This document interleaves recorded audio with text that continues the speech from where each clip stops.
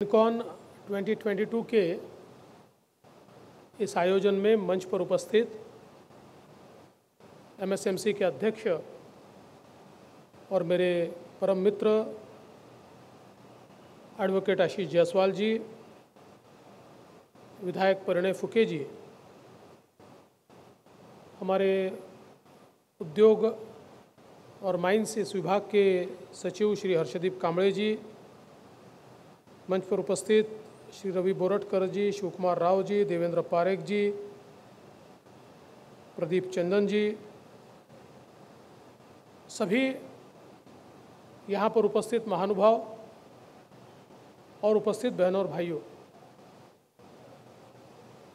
ये बहुत ही खुशी की बात है कि तकरीबन 3 साल बाद फिर एक बार मिनकॉन का आयोजन नागपुर में किया गया है। और मैं ऐसा मानता हूं कि ये बहुत ही अच्छी पहल हमारे सभी आयोजकों ने मिलकर की है। विशेष रूप से वेद होगा, एमईडीसी होंगे या हमारे सरकार के डिपार्टमेंट्स होंगे, इन्होंने मिलकर मिनकॉन के माध्यम से ये प्रयास किया है कि माइनिंग इंडस्ट्री की जो अपॉर्चुनिटीज़ है उनको शोकेस किया जाए। माइनिंग इंडस्ट्री में जो नई टेक्नोलॉजीज़ आई है उनको भी सबके सम्मुख प्रस्तुत किया जाए और जो चैलेंजेस इंडस्ट्री फेस कर रही है, सरकार के साथ एक इंटरफेस के रूप में काम करते हुए मिनकॉन के माध्यम से उसको भी एड्रेस किया जाए। ऐसे मल्टीपल हेतु मन में रखकर इसका आयोजन किया गया। मैं अभी मैंने एग्जीबिशन भी देखी और बहुत अच्छी टेक्नोलॉजीज़ एग्जीबिशन में देखने को मिली। जैसा कि ब्राउचर में हमने कहा था कि इंडस्ट्री 4.0 इसका उपयोग हम माइनिंग सेक्टर में कैसे कर सकते हैं, आर्टिफिशियल इंटेलिजेंस का किस प्रकार से हम लोग उपयोग कर सकते हैं, ड्रोन्स और आर्टिफिशियल इंटेलिजेंस मिलाकर जो कॉम्बिनेशन तैयार होता है उसका उपयोग हम कैसा कर सकते हैं। ये सारी चीज़ों के टेक्नोलॉजी प्रोवाइडर्स यहाँ पर एकत्रित आए हैं और साथ साथ टेक्नोलॉजी लाने का एक और कारण ये भी है कि हमें माइनिंग विथ सस्टेनेबिलिटी इस मोटो को आगे ले जाना है। हमने पूर्व में ये देखा कि जिन जिन सभ्यताओं ने इररिस्पॉन्सिबली धरती को, भूगर्भ को एक्सप्लॉइट किया, शोषित किया, शोषण किया, वो सभ्यताएं समाप्त हो गई। और इसलिए हमेशा ये द्वंद्व चलता है कि माइनिंग हो न हो तो कैसी हो। किंतु मैं ऐसा मानता हूं कि आज टेक्नोलॉजी ने हमें इस कगार पर लाकर खड़ा किया है कि माइनिंग के दुष्परिणामों को कम करते हुए हम लोग उसके माध्यम से वेल्थ भी क्रिएट कर सकते हैं, एम्प्लॉयमेंट अपॉर्चुनिटीज़ भी क्रिएट कर सकते हैं और अब धीरे धीरे माइनिंग में भी सर्कुलर इकोनॉमी ये प्रस्तापित करने का प्रयास चल रहा है। कई देशों ने उसको किया है। ये बात तो सही है कि इसमें से बहुत सी चीज़ें इररिप्लेसेबल है, बावजूद उसका कोई ना कोई रिप्लेसमेंट इन सम अदर फॉर्म ये भी करने का आज बहुत बड़ा प्रयास वैश्विक रूप से हो रहा है। कल मैं पावर मिनिस्टर्स कॉन्फ्रेंस में था और वहाँ पर ग्रीन हाइड्रोजन की बात हुई और सस्टेनेबिलिटी की जो कॉन्फ्रेंस हुई उसमें पश्चिमी देशों की राय थी कि ग्रीन हाइड्रोजन इसको ही हम लोगों ने अल्टरनेट पावर के रूप में या एनर्जी रिप्लेसमेंट सोर्स के रूप में इस्तेमाल करना चाहिए। लेकिन साथ साथ वो ये मानते थे कि ग्रीन हाइड्रोजन जो नेचुरल गैस से तैयार होगा उसी को हमने मानना चाहिए। तो इसका मतलब ये था कि फिर एक बार पश्चिमी राष्ट्र अपनी मोनोपोली तैयार करना चाहते थे, क्योंकि नेचुरल गैस तो उनके पास है, नेचुरल गैस ये फॉसिल है। और फिर भारत ने भूमिका ली कि क्यों केवल नेचुरल गैस से, अगर एनर्जी रिप्लेसमेंट करना है तो हम लोग सोलर का उपयोग कर सकते हैं, उसके माध्यम से हम ग्रीन हाइड्रोजन तैयार कर सकते हैं, अलग टेक्नोलॉजी का उपयोग कर सकते हैं, नॉन फॉसिल से हम तैयार कर सकते हैं। तो एक नई डिबेट इससे शुरू हुई और मुझे ऐसा लगता है कि आने वाले दिनों में ये सारी चीज़ों का विचार हमको करना पड़ेगा। आज माइनिंग का जो क्षेत्र है, ये क्षेत्र निश्चित ही अलग अलग चैलेंजेस को फेस कर रहा है और इसमें एक बहुत महत्वपूर्ण बात आशीष जी ने जो कही वो है एनवायरमेंटल क्लियरेंस की। आज एक माइन ऑक्शन में भी अलॉट होने के बाद एनवायरमेंटल क्लियरेंस में बहुत समय लगता है। इसी लेकर उसका ऑक्शन करने की कोशिश की गई लेकिन कंसल्टेंट ही नहीं मिला। मुझे ऐसा लगता है लेकिन इसको सुधारना पड़ेगा और इसके बाद इसी लेकर ही ऑक्शन किया जाए, ऐसा मेरा मानना है। और उस दृष्टि से अगर यहाँ के कंसल्टेंट तैयार नहीं होंगे तो विदेशों से लाएंगे। ये ऐसी कोई अभी रॉकेट साइंस की टेक्नोलॉजी नहीं है कि जिसको कंसल्टेंट नहीं मिले। एनवायरनमेंट इम्पैक्ट एनालिसिस एक बहुत माइनिंग के लिए सेट पैटर्न से होता है। उसका पानी पर क्या परिणाम है, उसका सॉइल पर क्या परिणाम है, उसका ग्राउंड वाटर पर क्या परिणाम है, उसका एयर पर क्या परिणाम है, उसके ट्रांसपोर्टेशन से कितना पोल्यूशन, ऐसे बिल्कुल पैरामीटर्स, उसके सेट पैरामीटर्स है। इसलिए हमारे सचिव यहाँ पर है, आशीष जी ने जो ध्यान में लाकर दिया है वो महत्वपूर्ण है। हमने तुरंत इस संदर्भ में निर्णय करके और इसके ईसी प्राप्त करके जितने ब्लॉक्स हमारे पास उपलब्ध है वो सारे ब्लॉक्स हम लोगों ने ऑक्शन के लिए उपलब्ध कराने चाहिए।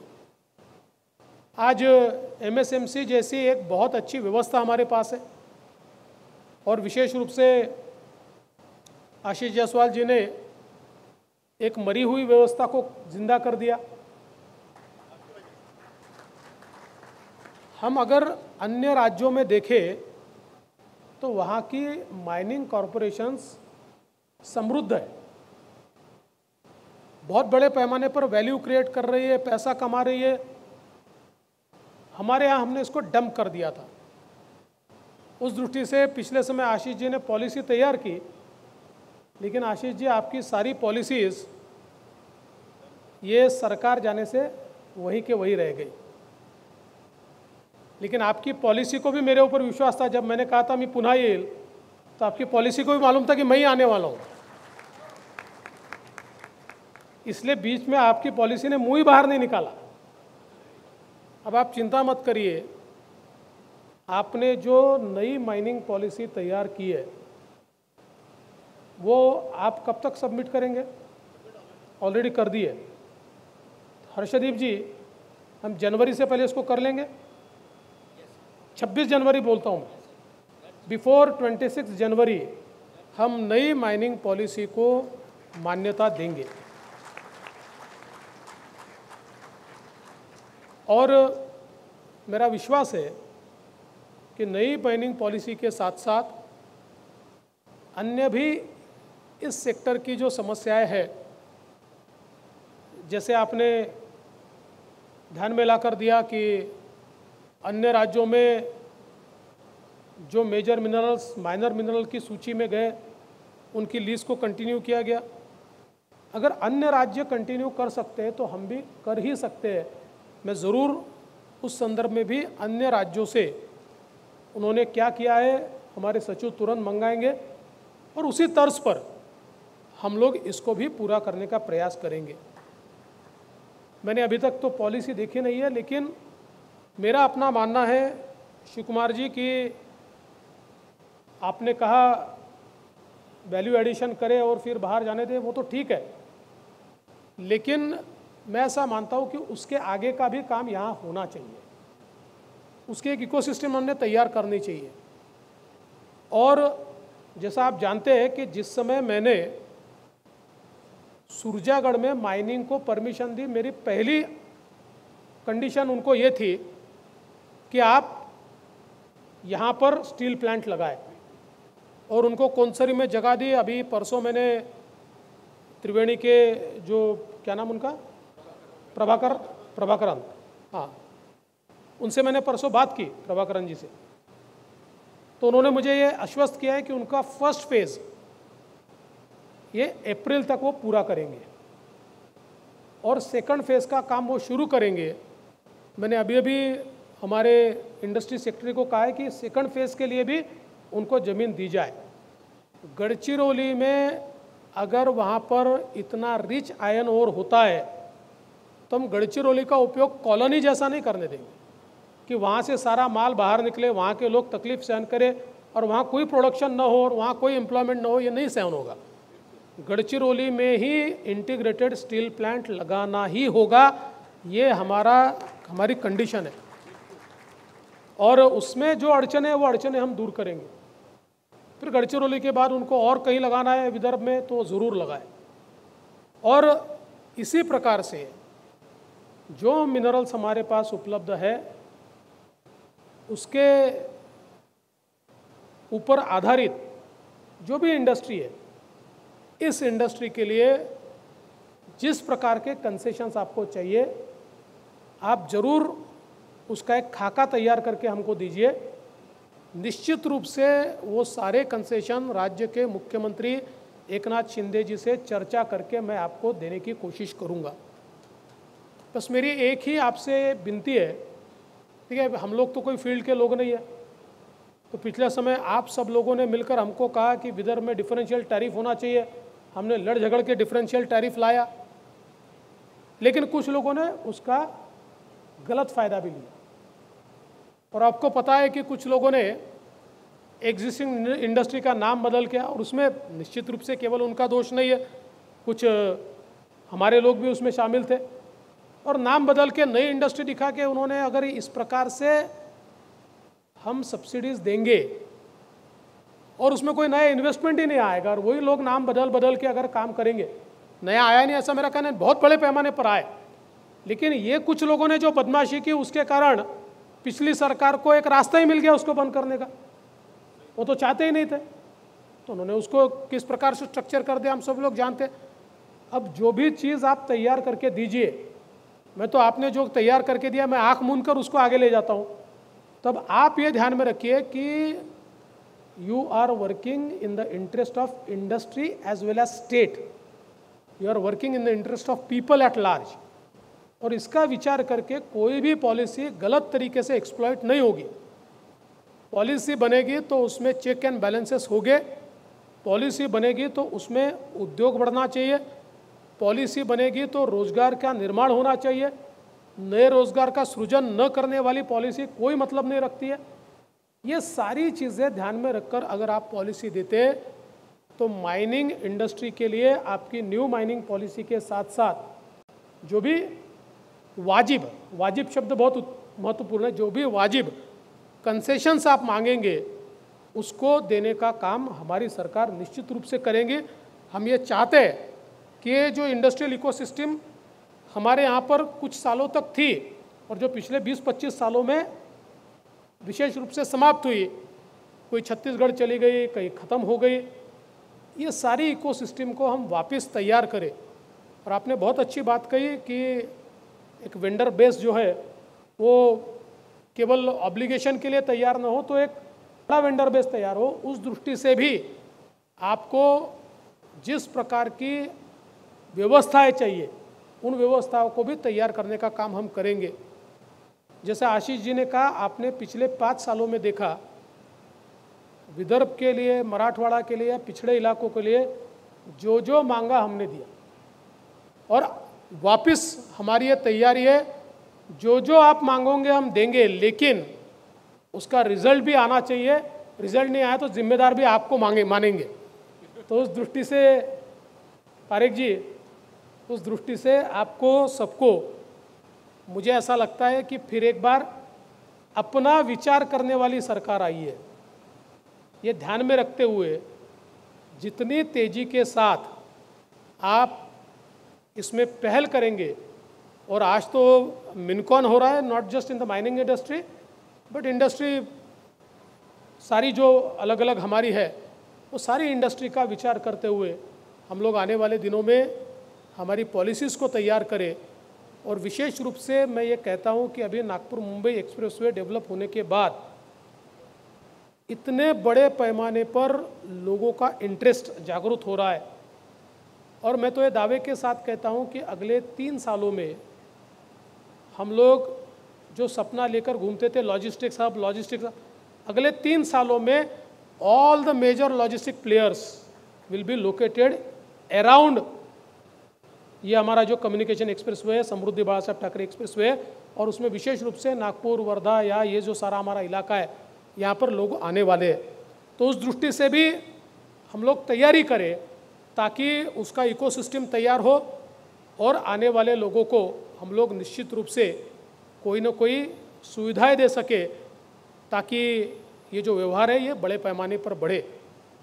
मैं आज के इस मौके पर, आशीष जी, आपने एक बहुत महत्वपूर्ण विषय और रेती का यहाँ पर लाया, उसकी एक नई पॉलिसी तैयार करने का हम प्रयास कर रहे हैं। इसमें आपका बहुत ज़्यादा अभ्यास है, तो आपका मार्गदर्शन उस पॉलिसी में हम लेंगे। आपने जो पॉइंट्स दिए उन पॉइंट्स को भी उसमें हम सम्मिलित करेंगे। और निश्चित रूप से मैं अभी आशीष जी को पूछ रहा था कि हमने आपको रेती घाट देने की बात कही थी, तो उसका क्या हुआ? तो मुझे बड़ा आश्चर्य है। उन्होंने कहा मैं पिछले 2 साल से प्रयास कर रहा हूँ लेकिन टीपी इशू नहीं होती। तो ये तो बड़ी आश्चर्य की बात है। अगर एमएसएमसी को नहीं मिलती है तो ये तो ऐसे जितने अधिकारी हैं उनको घर पे ही बैठाना पड़ेगा। अगर हमारे सरकार के उपक्रम को कोई यहाँ पर जो जीआर हमने निकाला उसका पालन नहीं होता होगा, आशीष जी आप तो पुराने अनुभवी, हमने साथ में काम किया है, आप चुप बैठने वालों में से नहीं है, तो आप क्यों चुप बैठे हो? बस सबके नाम दे दो, सबको घर बैठाऊंगा।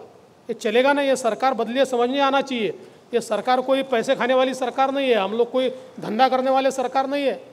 ये जो सारा रेती का व्यवहार, ये कुछ मिनिस्टर और जनप्रतिनिधि मिलकर जो काला बाजार कर रहे थे, हमको नहीं चलेगा, हमको नहीं चाहिए। हम उसमें से एक पैसा हमको चाहिए नहीं। एक एक पैसा जो सरकार का है, जनता का है, सरकार की तिजोरी में ही जाएगा, और उसमें जो करेगा, मैंने अभी आपने देखा होगा, जो सारे व्यवहार करते थे सबको जेल में डालना शुरू किया, और मैं छोड़ूंगा नहीं, मैं सबको जेल में डालूंगा। क्योंकि इस प्रकार से अगर हमारे एनवायरनमेंट को पूरे तरीके से खराब करते हुए, हमारी नदियों को खोद कर और एक नया पैसा सरकार को न देते हुए इस प्रकार का व्यवहार होता होगा, तो वो लोग भी सुन ले, उन्होंने आज तक क्या किया है वो किया है, इसके बाद करेंगे तो छोड़ूंगा नहीं। उनके ऊपर कार्रवाई होगी और पुलिस की कार्रवाई भी होगी, ये उन्होंने ध्यान में रखना चाहिए।